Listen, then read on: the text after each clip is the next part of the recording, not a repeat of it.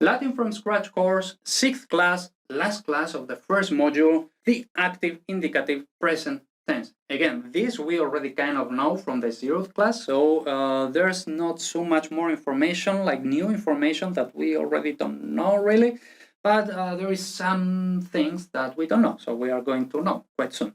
Morphology of the Latin present indicative. The present tense in the indicative mood in the active voice is formed in the following way. Okay, so present stem. Remember what we were explaining in the previous class about the present stem, perfect stem, and supine stem. So we pick the present stem. Then variable short E or short U. When it is necessary, we will explain it now. And then after the present stem, the E or U, we just add the active endings. And then we get this table, and here we see first conjugation, second conjugation, third conjugation, mixed conjugation, fourth conjugation. Okay, so again, things start clicking. All of these things that we were studying kind of randomly, now we are putting everything together. Okay, so when do we use E or U? We use E in the second and third persons singular and first and second plural only in the third conjugation, so only here. And we use U in the third person plural only in the third, mixed, and fourth conjugation. Okay, I know that this is kind of like tricky, no? Like, oh my god, so like details. Okay, but let's see. Okay, here we have all the conjugations. Okay, the 5 conjugations. Here we have underlined these variable vowels, like this kind of linking vowels, no? Like, so we said that in the third conjugation we have this E here, and then we have U, and here we have nothing. Okay. Okay.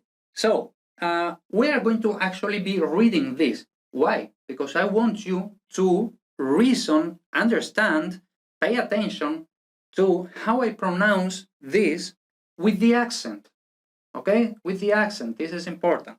So, amo is just amo.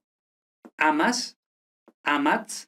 Now, these only have 2 syllables. So the stressed syllable can only be the first syllable, because remember, the last syllable is never stressed.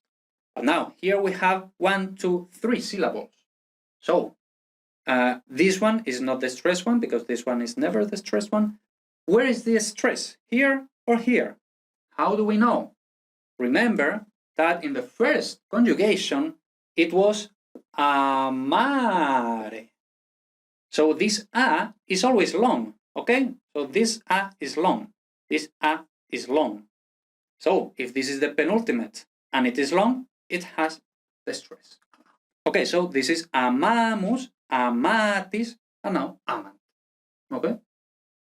Now here we have moneo. How do we know that this is moneo and not moneo? Because remember, we said if a vowel is followed immediately by another vowel, then this vowel is short. And since this is the penultimate syllable, then penultimate syllable is short, then it doesn't have the stress. The stress goes here. So that's why moneo. Okay, everything makes sense now. Now mones is just mones, monet just mones. Now monemos, and now we have the same as we had here. And remember that this e in the second conjugation was long. So again, monemus, monetis, monent. Now, duco, ducis, ducit, again, notice the variable e. And now, notice that the variable e and the variable u are short, which is important here. So, if the penultimate is short, the stress doesn't go here, it goes here. No? So that's why ducimus. So notice that this is amamus, monemus, but here is not ducimus, it's ducimus. Okay, and here's ducitis, and now here is just ducunt. Then capio, capis, capit. Again, like here, like this is short, because the same reason as here. No? So capio, capis, capit.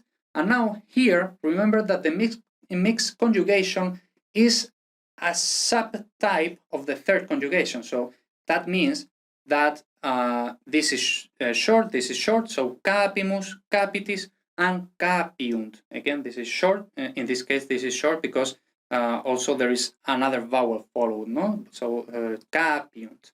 And now, pay attention, because here we have capio, audio. Also again, short because it's followed by another vowel. Now, audio, this, remember, this is a diphthong.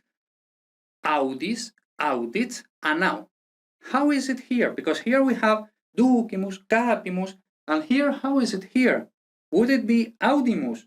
No. Why? Remember that we said audire.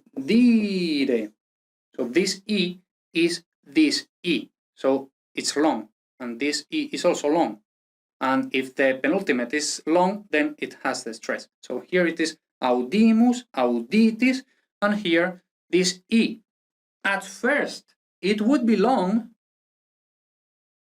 but then there is this other rule that vowel followed by vowel is short, and this rule is stronger. Also, this is short. So the stress is not here, but here.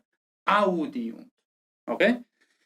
So that's, I mean, I'm just showing why all of these things that at first were kind of boring, etc.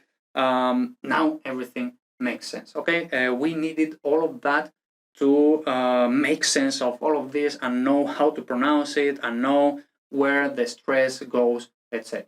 Okay, that was intense.